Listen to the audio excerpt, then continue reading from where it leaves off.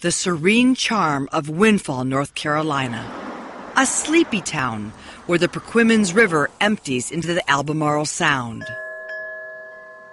But buried in the stillness of this place, it seems time has forgotten a secret shame. It was sort of a hush-hush type of thing, and the records and files were all hidden away down in the basement, locked under a key. Until this past summer, when the ugly truth about what happened here and in towns all across North Carolina could be hidden no more. If there's anyone in this room that's too embarrassed to tell your story, don't be. Tell it. It needs to be told, and you need to tell it all. There were a lot of stories that shocked those in the room that day. Stories of shame, confusion, grief. But one story, one single story, seemed to rise above the rest. I didn't want nobody looking at me because everybody knew what happened to me. That's how I felt inside. My heart bleeds every single day. I'm crushed. They cut me open like I was a hog.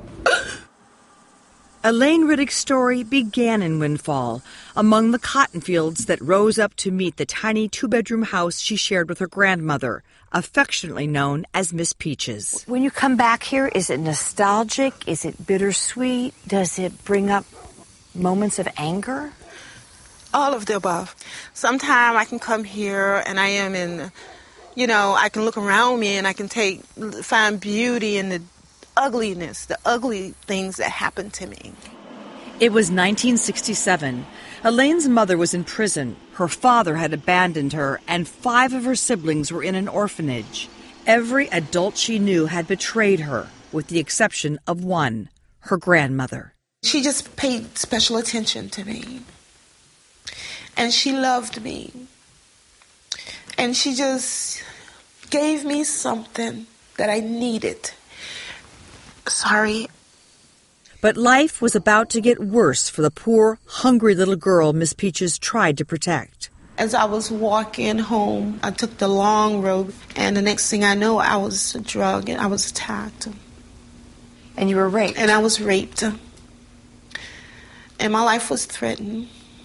That if I ever told anyone that, he was going to kill me. And you were 13?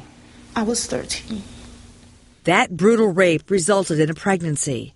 Nearly 9 months to the day of the assault, she went into labor. Got to the hospital, and they put me in a room, and that's all I remember.